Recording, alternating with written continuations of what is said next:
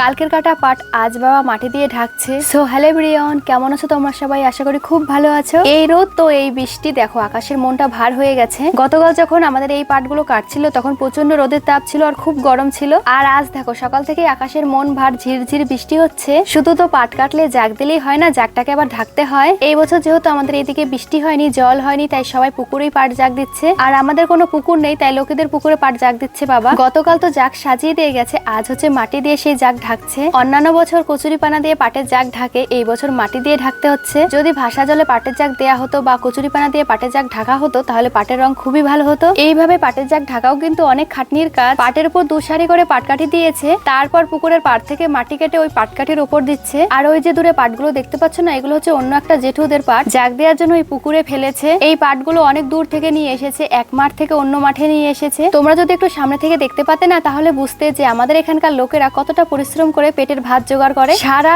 দিন কাজ করে সকাল থেকে সন্ধ্যে পর্যন্ত একভাবে। তো যাই হোক, মাথার উপর দেখো পুরো মেঘে অন্ধকার হয়ে গেছে, হয়তো যে কোনো সময় আবারও বৃষ্টি চলে আসতে পারে। জোরে কিন্তু বৃষ্টি হয় না, ঝিরঝির বৃষ্টি হয়, ওই বৃষ্টিতেই কাজের বিঘ্ন ঘটে যায়। বিকেলে একটু গেছিলাম বাজারে, আর দেখো বিকেলে বৃষ্টি চলে গেছে আর আকাশটাকে কত সুন্দর দেখতে লাগছে। আমি কিন্তু একা যাইনি, আমার সাথে অনেকে গেছিল, ভাই গেছিল, সুইটহার্ট গেছিল। যাওয়ার সাথে সাথে আমরা গেছিলাম শপিং মলে শপিং করতে। আর দেখো এখানে একটা আয়না দেখে ভিডিও করতে শুরু করে দিয়েছি। মা মনসার মূর্তির বিসর্জনের ভিডিওটাতে এক দাদা ভাই আমাকে কমেন্ট করেছে যে দিদি ভাই, মা মনসাকে পুকুরে বিসর্জন করে না, এমন একটা বড় গাছের কাছে রেখে দিয়ে আসে। তোমাকে বলছি দাদা ভাই, আমার মতে সমস্ত মূর্তি কিন্তু জলে দেওয়াই উচিত। আমি যদি মা মনসার মূর্তিটাকে জলে বিসর্জন না দিয়ে একটা গাছের নিচে রেখে দিয়ে আসতাম, তাহলে ভাবো তো ওই মূর্তির উপর কত রকম ভাবে অত্যাচার হতো। বৃষ্টি আসতো, মূর্তিটা গলে গলে পড়ে যেত, আর কতটা দেখতে খারাপ লাগতো বলো তো। আমার মতে কোনো মূর্তি যদি বাড়িতে রাখতে না পারো, তাহলে যেখানে সেখানে ফেলে না রেখে জলে দিয়ে দেওয়াই উচিত, অন্তত সেই মূর্তির সৌন্দর্যটা রক্ষা পাবে। এই বিষয়ে তো আমি আমার মতামতটা জানালাম, তোমাদের মতামত কি অবশ্যই আমাকে কমেন্ট করে জানিও। তো ভিডিওটা কেমন লাগলো জানিও। দেখা হচ্ছে পরবর্তী কোনো ভিডিওতে, ততক্ষণ যেন টাটা, ভালো থেকো সবাই।